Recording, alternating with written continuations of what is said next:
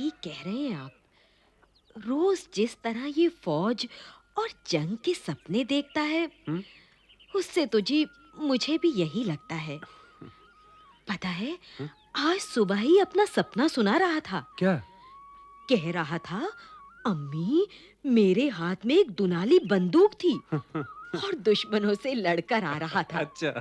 सभी गांव वाले ढोल ताशे से मेरा स्वागत कर रहे इसका थे। स्वागत? जी। अब्दुल दिन रात फौज में भर्ती होने का सपना देखता रहता। फौज में जाने के लिए फुर्तीले बदन की जरूरत होती है, इसलिए कबड्डी और कुश्ती में उसका जी खूब लगता था। वो तड़के ही अखाड़े पहुंच जाता, डंड पेलता, बैठकें मारता, अखाड़े की मिट्टी बदन में मलता और दांव सीखता। फौजी बनने का अद्भुत जुनून पनप रहा था उसमें। अब्दुल अपने इसी ख्वाब को पूरा करने के लिए 22 दिसंबर 1954 को बनारस जाकर फौज में भर्ती हो गया।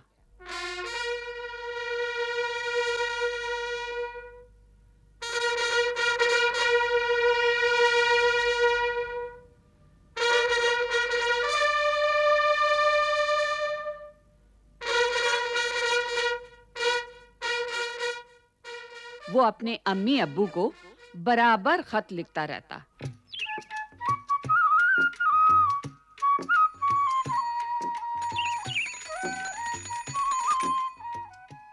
अरे उस्मान भाई, उस्मान भाई। कौन? अरे राशिद मियाँ, अरे आओ आओ आओ। अरे खत है, खत खत? लाया हूँ। अच्छा, किसका है? अरे लगता है अपने अब्दुल का है खत। अपने अब्दुल का? अरे भला हो तेरा राशिद भाई, कब से इंतजार था इस खत का। पता है, 2 महीने हो गए अब्दुल को गए हुए। उसकी अम्मी भी कब से राह देख रही थी। अभी बुलाता हूँ उसको, अभी बुलाता हूँ। बेगम, अब्दुल की अम्मी, अरे अब्दुल की अम्मी, जरा देखो, अब्दुल का खत है। जल्दी आओ, जल्दी आओ। ये देखो अब्दुल का खत। अब्दुल का खत है। देखा, मैंने कहा था ना, आज खत जरूर आएगा। मेरे बेटे का पहला खत। दिखाओ जरा। अरे वाह। अम्मी, अब्बू, कैसे हैं आप लोग? मैं यहाँ मजे में हूँ। जानते हैं, बहुत से दोस्त बन गए हैं मेरे यहाँ। गोरखा, जाट, पंजाबी, सिख, मराठा, राजपूत, डोगरा, गढ़वाली। भारत के कोने-कोने से लोग भर्ती होते हैं फौज में। आजकल हमारी ट्रेनिंग चल रही है। हम सुबह रिवेली, मेरा मतलब बेगुल की धुन के साथ उठ जाते हैं। रिवेली ठीक 5:30 बजे बजती है। सुबह सुबह सबसे पहले पीटी होती है, जिसमें हम खूब कसरत करते हैं, और फिर मिलता है गरम गरम नाश्ता, जो काफी स्वादिष्ट होता है। पर अम्मी, आपके हाथों से बने खाने का तो कोई मुकाबला नहीं। सच अम्मी, बहुत याद आती है आपके हाथों की बनी हुई गरम गरम चाय की। फिर नाश्ता करने के बाद होती है परेड।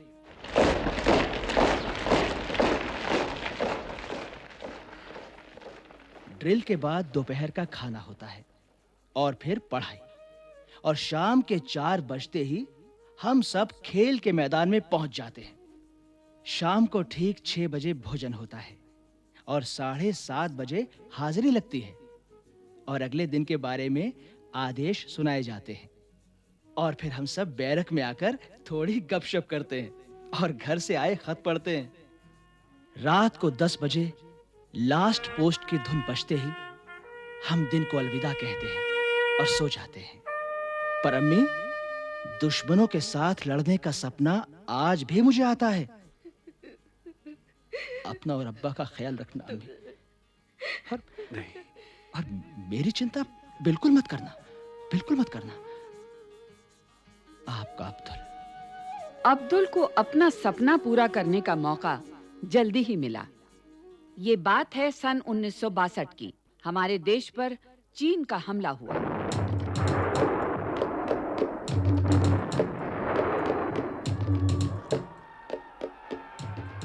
हमारे जवानों का एक जत्था चीनी फौज के घेरे में है। हमीद भी है। लड़ाई जोरों पर है। हमीद मुकाबले में डटा हुआ है। साथी एक-एक करके कम होते जा रहे हैं। अब्दुल के बदन से खून के फव्वारे छूट रहे हैं। पर अब्दुल ऐसी मिट्टी का नहीं बना जो पल भर में धूल हो जाए। वो तो धामपुर की पुष्ट मिट्टी की उपज है। इस मोर्चे की बहादुरी ने जवान अब्दुल हमीद को लांस नायक बना दिया। ये तारीख थी 12 मार्च 1962। अब्दुल अपनी बहादुरी और वीरता के कारनामे दिखाता गया और सफलता की सीढ़ियां चढ़ता गया। जवान से लांस नायक से नायक हवलदार और फिर कंपनी क्वार्टर मास्टर। अब्दुल को एक और मौका मिला अपना रण कौशल दिखाने का। 8 सितंबर 1965 को रात 8 बजे पाकिस्तानी सेना ने पैटर्न टैंक की एक रेजिमेंट के साथ खेमकरण सेक्टर में चीमा गांव से कुछ आगे एक महत्वपूर्ण स्थान पर हमला किया।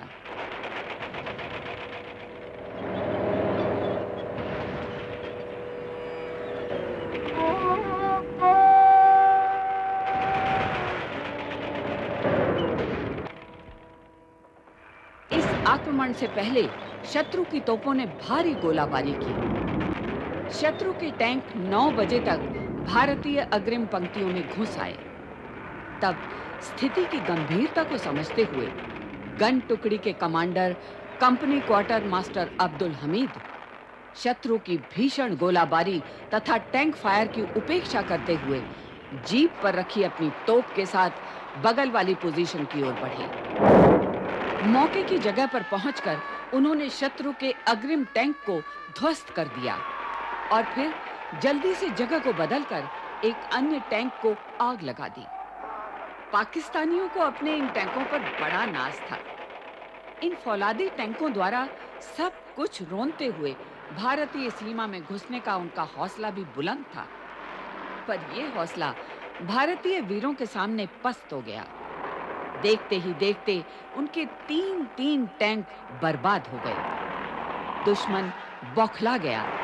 हैरान था ये देखकर कि ऐसी कौन सी अद्भुत शक्ति से भरे हैं ये भारत माँ के सपूत। अब्दुल अपनी जान हथेली पर रखकर वार करता गया। जिस फुर्ती से वो जगह बदल कर टैंकों को नष्ट कर रहा था, दुश्मन की भारी गोलाबारी के बीच उसे देख उसके साथियों में भी जोश आ गया। उसने अपने साथियों को ललकारा, शाबाश बहादुरों, शाबाश! आगे बढ़ो बहादुरों! शाबाश! शाबाश! बड़ी फुर्ती से अब्दुल अपनी जीप घुमा कर एक के बाद एक टैंक तहस नहस कर रहा था। तभी शत्रु के टैंक ने उसे देख लिया। अब अब्दुल और टैंक आमने सामने थे। दुश्मन की नजर अब्दुल पर और अब्दुल की नजर दुश्मन पर।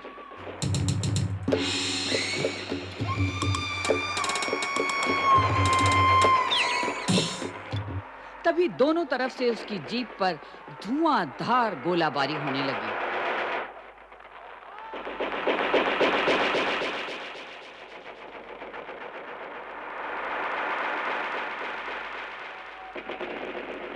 अब्दुल हमीद ने तब भी बिना रुके टैंक पर गोलाबारी चालू रखी।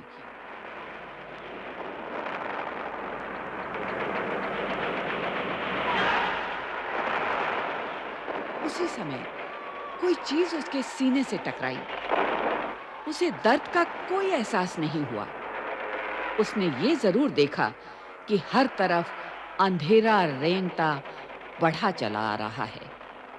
उसने कहना चाहा, आगे बढ़ो, मगर उसके होठों से बस यही निकला, अल्लाह।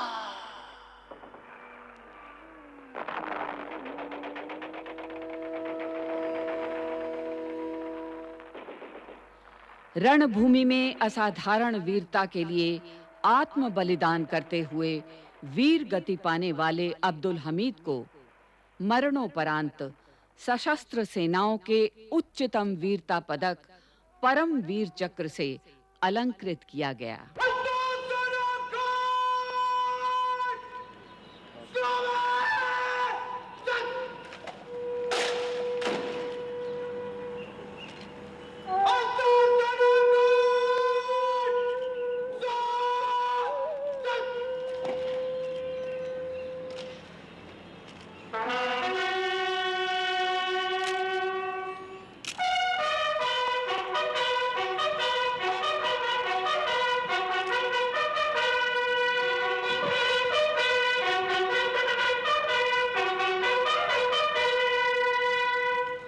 ये थी परमवीर चक्र विजेता अब्दुल हमीद के अमर बलिदान की गाथा, जिसे हम सदा याद रखेंगे, सदा याद रखते हैं। हम प्रणाम करते हैं उन माता-पिता को जिन्होंने ऐसे अमर वीर को जन्म दिया, जिन्होंने इस वीर के बलिदान को जब भी याद किया तो कहा,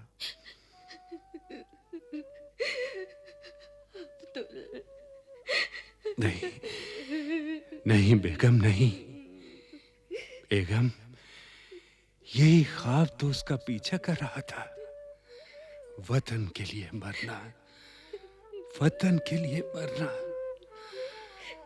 आखिर बेगम, उसने अपना ख्वाब पूरा किया।